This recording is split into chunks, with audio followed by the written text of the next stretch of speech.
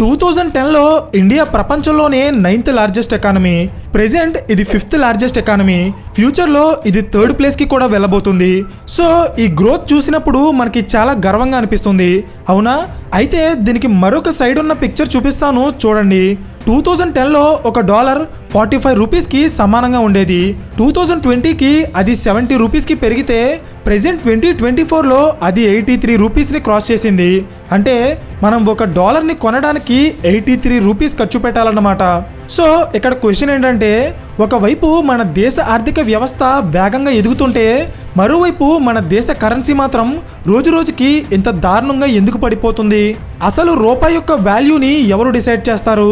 ఏ party పవర్లో ఉన్నా GDP పెరుగుతుంది అని గొప్పగా చెప్తారు, కానీ సగటు భారతీయుడి యొక్క పెర్ క్యాపిటల్ ఇన్కమ్ గురించి, రూపాయి పతనం గురించి ఎవ్వరూ మాట్లాడరు.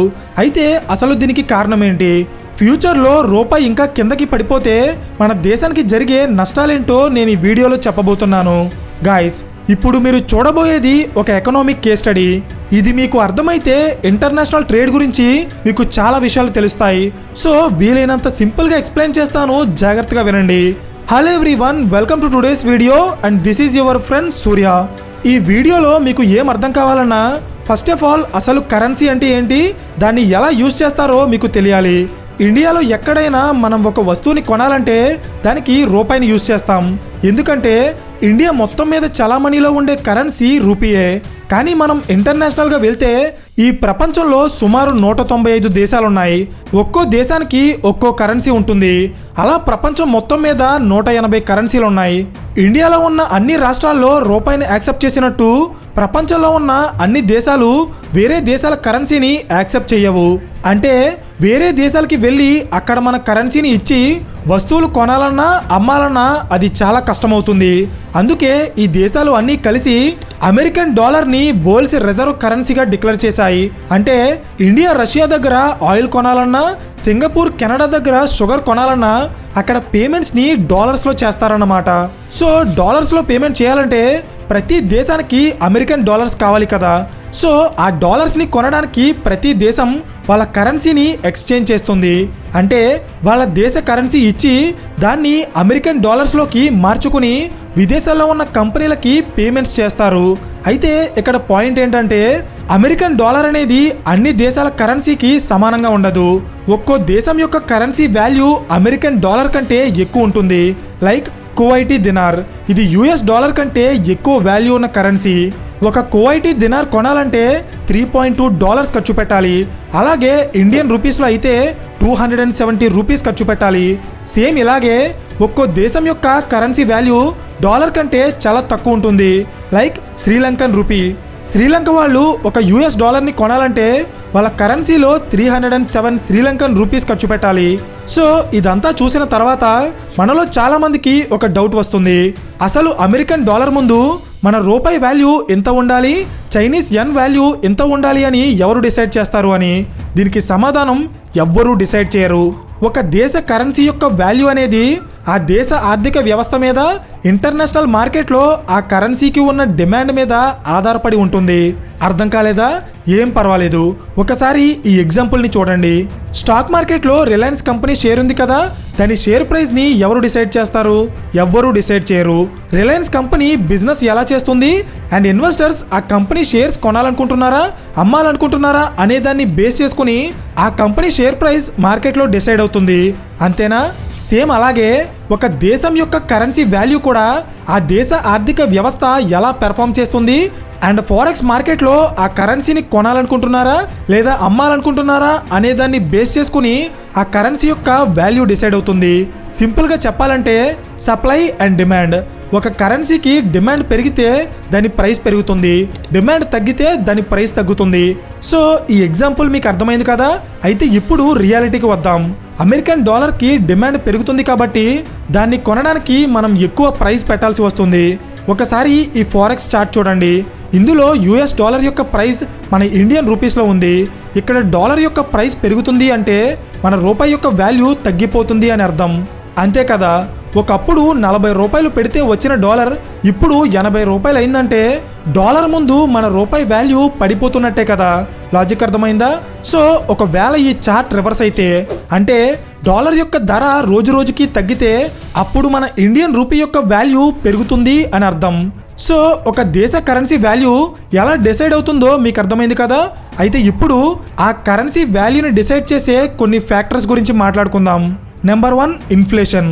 ఒక దేశంలో ఇన్ఫ్లేషన్ పెరిగితే ఆ దేశ కరెన్సీకి వాల్యూ పడిపోతుంది. ఇన్ఫ్లేషన్ అంటే ఇప్పటికే నేను చాలా వీడియోస్లో చెప్పాను.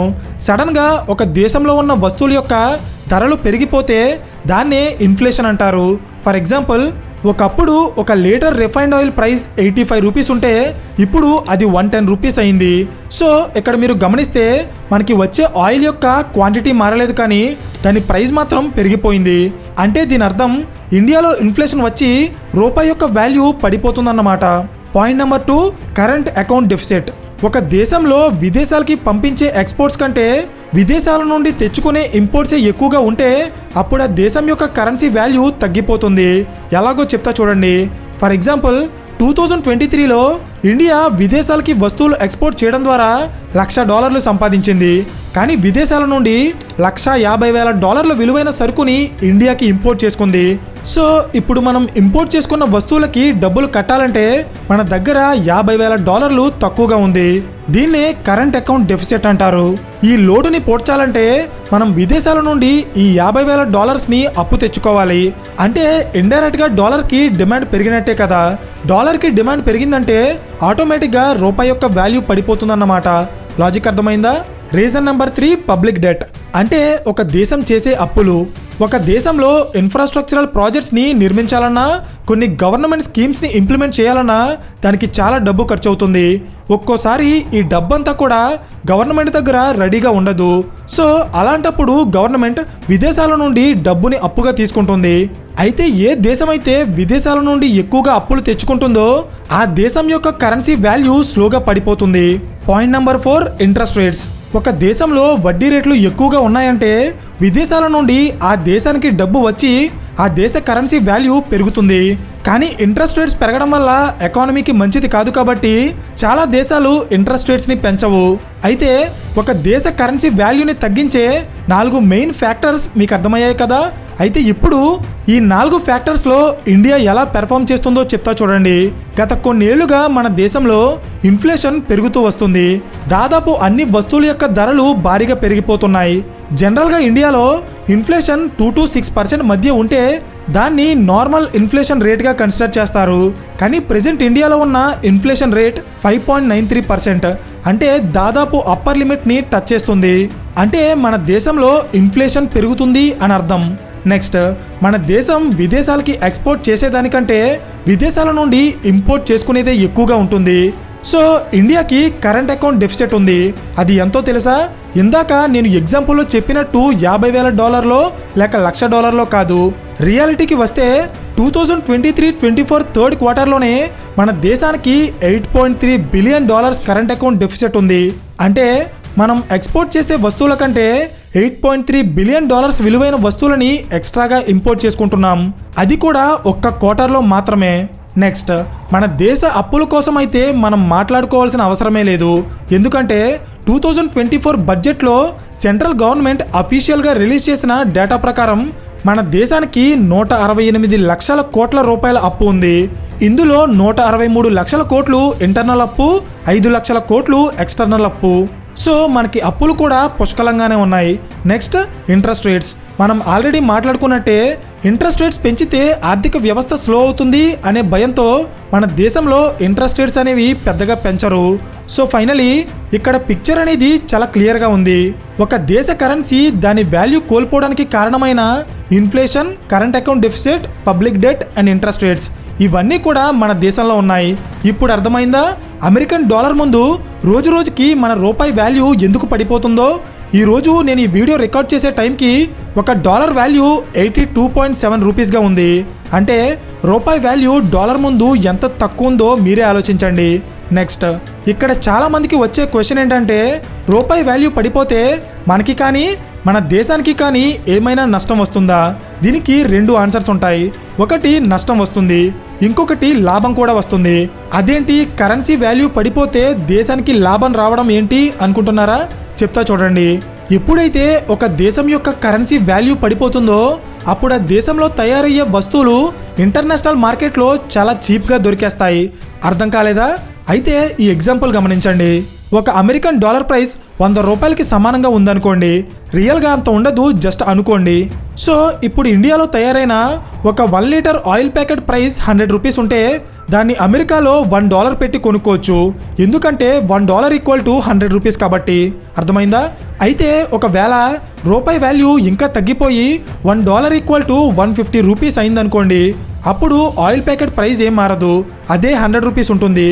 కానీ ఇప్పుడు అమెరికా వాళ్ళు అదే ఆయిల్ ప్యాకెట్ని కొనడానికి $1 ఖర్చు పెట్టాల్సిన అవసరం లేదు. కేవలం $0.6 ఖర్చు పెట్టి ఈ ఆయిల్ ప్యాకెట్ని తీసుకెళ్ళిపోవచ్చు. ఎందుకంటే డాలర్ ముందు మన కరెన్సీ వాల్యూ తగ్గిపోయింది కాబట్టి. సేమ్ అలాగే ఇండియన్ కరెన్సీ వాల్యూ పడిపోయినప్పుడు ఇండియాలో తయారైన అన్ని వస్తువులు ఇంటర్నేషనల్ మార్కెట్లో చీప్ ప్రైజెస్కి దొరికేస్తాయి. తక్కువ ధరకి వస్తున్నాయంటే జనరల్గానే ప్రజలు వాటిని ఎక్కువగా కొంటారు కదా. సో దీనివల్ల ఇండియా నుండి విదేశాలకి వెళ్ళే ఎక్స్పోర్ట్స్ విపరీతంగా పెరుగుతాయన్నమాట. అర్థమైందా? అయితే ఇది విన్న తర్వాత ఎక్స్పోర్ట్స్ పెరుగుతున్నాయి కాబట్టి కరెన్సీ యొక్క వాల్యూ తగ్గిపోవడమే మంచిది అనిపిస్తుంది, అవునా? కానీ నేను ఆల్రెడీ చెప్పినట్టే కరెన్సీ వాల్యూ తగ్గడం వల్ల లాభాలు ఉన్నట్టే నష్టాలు కూడా ఉన్నాయి. ఇప్పటి వరకు మనం లాభాలు మాత్రమే చూసాం. అయితే ఇప్పుడు నష్టాలు చూద్దాం. రూపాయి వాల్యూ పడిపోవడం వల్ల ఇండియాలో తయారైన వస్తువులు ఇంటర్నేషనల్ మార్కెట్లో ఎలా అయితే చీప్గా దొరికేస్తాయో సేమ్ అలాగే విదేశాల నుండి ఇండియాకి ఇంపోర్ట్ చేసుకునే వస్తువుల యొక్క ధరలు భారీగా పెరిగిపోతాయి. అంటే ఇంపోర్ట్స్ మీద ఇంతకు ముందు కంటే ఇప్పుడు మనం ఇంకా ఎక్కువ డబ్బు ఖర్చు పెట్టాల్సి వస్తుంది.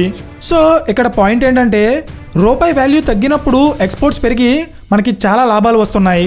కానీ అదే టైంలో ఇంపోర్ట్స్ యొక్క వాల్యూ పెరిగిపోయి ఆ లాభాలు నష్టాలుగా మారిపోతున్నాయి.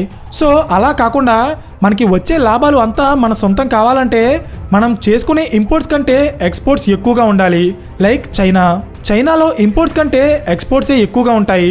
అందుకే వాళ్ళ దేశంలో ఎక్స్పోర్ట్స్ తగ్గుతున్నాయి అని తెలిసిన ప్రతిసారి కావాలని వాళ్ళ కరెన్సీని డీవాల్యుయేట్ చేసుకొని ఇంటర్నేషనల్ మార్కెట్లో వాళ్ళ ప్రొడక్ట్స్ చీప్ ప్రైస్కి దొరికేలా చేసి చైనా వాళ్ళ ఎక్స్పోర్ట్స్ని మళ్ళీ పెంచుకుంటుంది.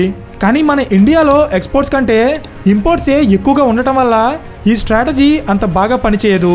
అర్థమైందా? సో ఫైనలీ ఈ వీడియోలో అసలు కరెన్సీ అంటే ఏంటి అనే పాయింట్ నుండి ఒక దేశ కరెన్సీ వాల్యూ ఎలా డిసైడ్ అవుతుంది, ఆ వాల్యూని డిసైడ్ చేసే ఫ్యాక్టర్స్ ఏంటి, అండ్ కరెన్సీ వాల్యూ తగ్గడం వల్ల వచ్చే లాభాలు అలాగే నష్టాలతో పాటు ప్రెజెంట్ ఇండియన్ రూపీ వాల్యూ తగ్గిపోవడానికి కారణాలేంటో ఎక్స్ప్లెయిన్ చేశాం.